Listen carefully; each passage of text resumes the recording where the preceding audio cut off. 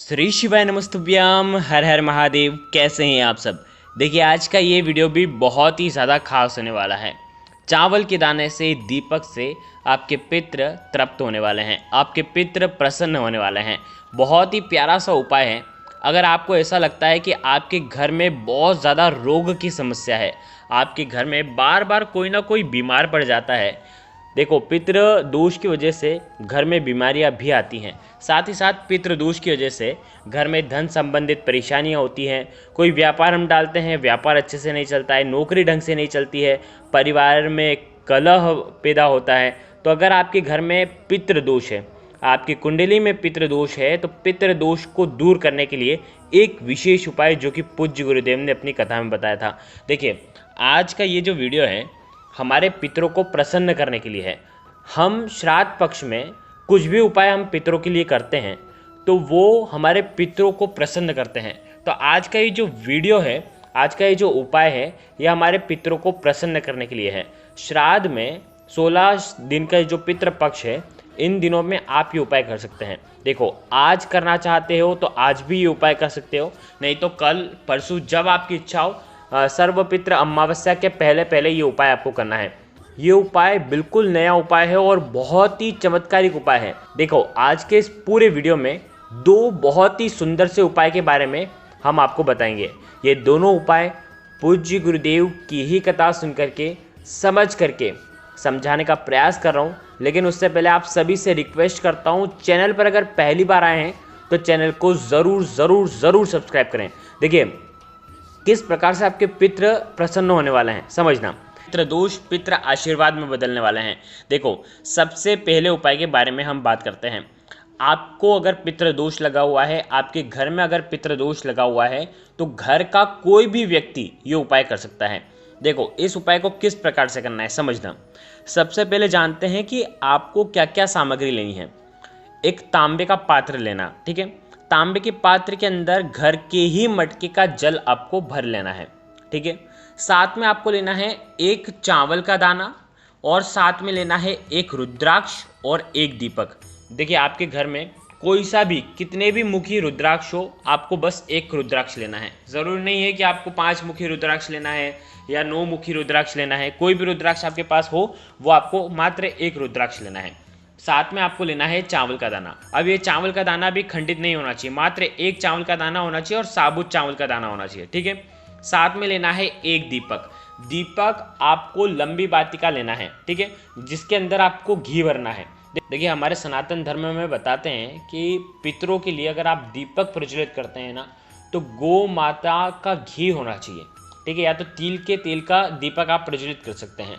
ध्यान रखना, भैंस का जो घी होता है, भैंस के दूध से बना हुआ घी रहता है, वो उपयोग में नहीं आता है पितरों के, ठीक है। गोमाता के दूध से बना हुआ घी, उनके घी का दीपक आप तैयार कर सकते हैं, नहीं तो आप तिल के तेल का दीपक तैयार करेंगे, ठीक है। देखो दीपक आपको माटी का लेना है या तो आटे का लेना है। कोई तांबा स्टील पात्र किसी भी पात्र का आपको दीपक नहीं लेना है। या तो आप घर पर आटे का दीपक बनाएंगे बिना नमक का, नहीं तो आप नया दीपक या तो पितरों के लिए कोई दीपक आप जलाते हैं पहले से ही, तो उस दीपक का भी आप उपयोग कर सकते हैं।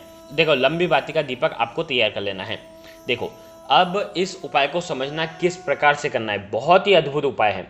आपने तांबे के पात्र के अंदर जल भरा, जैसे कि आज ही आप ये उपाय कर रहे हो, तो आप ये पात्र भर करके आपको आपके घर के मटके के पास में रख देना है। हमारे पूज्य गुरुदेव कहते हैं कि मटके के पास में ही हमारे पितरों का स्थान माना जाता है, और वहीं पर ये दीपक आपको दक्षिण मुखी होकर के आपको दीपक लगा देना है। ध्यान रखना, जो ये तांबे का पात्र रखोगे इसके अंदर एक रुद्राक्ष आपको डालना है। सबसे पहले रुद्राक्ष डाल देना और एक चावल का दाना डाल देना। अब इस पात्र के ऊपर आपको एक कपड़ा ढक देना है, या आपके पास तांबे की प्लेट हो, तांबे की प्लेट से आप ढक देना। आ गई आपको बात समझ में। साथ में आपने पास में आपने दीपक लगाया है, दीपक का मुख होना चाहिए दक्षिण दिशा की तरफ। देखिए इतनी बात आ गई आपको समझ में। अब देखो यहाँ पर एक चीज़ समझना है, और ये जो दीपक लगाओगे ये आपको लगाना है प्रदोष काल के समय। ध्यान रखना, आज शाम को ये उपाय करोगे ना तो प्रदोष काल के समय आपको दीपक लगाना है। कल अगर आप ये उपाय कर रहे हो ना, तो तांबे के पात्र के अंदर जल जो है, तांबे के पात्र के अंदर जल रुद्राक्ष और चावल जो है भले आप सुबह रख देना, लेकिन दीपक आपको शाम को लगाना है। दीपक शाम को प्रदोष काल के समय लगेगा। प्रदोष काल का जो समय रहता है वो सूर्यास्त से 45 मिनट पूर्व शुरू हो जाता है और सूर्यास्त के 45 मिनट बाद तक रहता है। अब जो कलश रखा है, कलश को आपको हाथ में, कलश के ऊपर हाथ लगाना है और आपकी जो भी दुख हैं, जो भी तकलीफ हैं, वो सब दूर हो, ऐसी पितरों से कामना करना है। देखो, विशेषकर अगर आपके घर में रोग बहुत ज़्यादा है तो उस रोगी व्यक्ति के हाथ में इस कलश का स्पर्श न करवाना है। उस रोगी व्यक्ति को इस कलश को छूना है और अपने रोग को दूर करने की प्रार्थना अपने पितरों से करनी है। ठीक है, जिस प्रकार से आप ये उपाय करेंगे, उसके बाद हाथ हटाना और उसके बाद दीपक तो वहीं पड़े रहने देना और ये जो तांबे का लोटा है ना, ये भी वहीं पड़े रहने देना।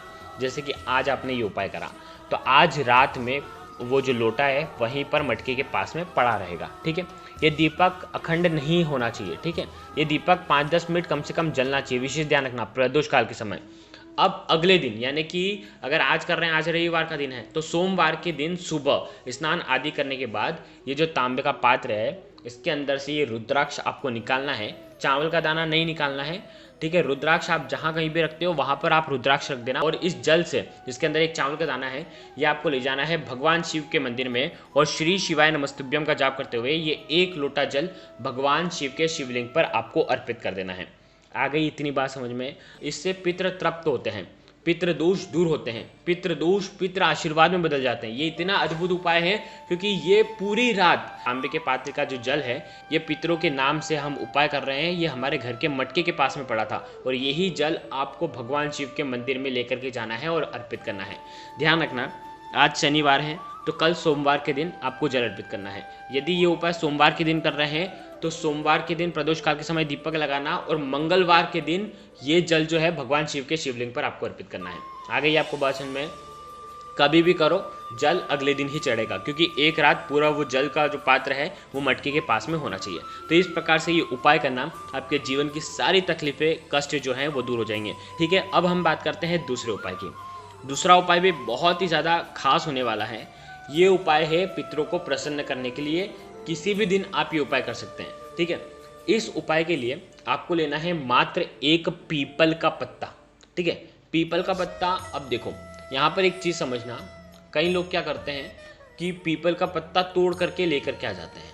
देखो, ऐसा आपको बिल्कुल भी नहीं करना है। अगर शनिवार का दिन होता है तो हम पीपल का पत्ता तोड़ सकते हैं, लेकिन अन्य दिन हम पीपल के पत्ते को तोड़ नहीं सकते हैं।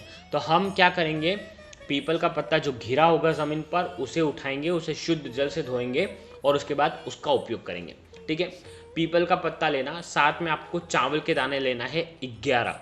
ठीक है, 11 चावल के दाने आपको लेना है और साथ में आपको तांबे के पात्र के अंदर जल लेना है और आपको भगवान शिव के मंदिर में जाना है। पितृ दोष को पितृ आशीर्वाद में बदलने के लिए, पितृ दोष की वजह से घर में आ रही धन संबंधित परेशानियों को दूर करने के लिए ये उपाय है। पीपल का पत्ता रखा, पीपल का जो पत्ता है उसका जो चिकना वाला साइड है उसके ऊपर चावल के दाने रखे और ये पीपल का पत्ता उल्टा एकदम से चावल के दाने भगवान शिव के शिवलिंग पर स्पर्श हो जाएंगे। देखो, करना क्या है, पत्ते के ऊपर आप चावल रख दोगे तो ये चावल जो है भगवान शिव के शिवलिंग पर अर्पित कर देना पीपल के पत्ते से ही, और ये पीपल का पत्ता भी ऊपर रख देना और इसी पीपल के पत्ते के ऊपर 1 लोटा जल आपको पितरेश्वर महादेव के नाम से अर्पित कर देना है। ये उपाय जो भी व्यक्ति, देखो 16 श्राद्ध में ये दोनों उपाय जो हैं 16 दिनों में जब आपकी इच्छा हो तब आप ये उपाय कर सकते हैं और ये उपाय सुबह से लेकर के शाम तक आप कर सकते हैं। बस इतना सा उपाय करना, आपके पितृ दोष पितृ आशीर्वाद में बदलेंगे। बहुत ही प्यारा सा उपाय था। अगर आपको कुछ भी चीज़ समझ में ना आए तो एक बार कमेंट में पूछ लेना, गलती तो बिल्कुल भी नहीं करना है। श्री शिवाय नमस्तुभ्यम। हर हर महादेव।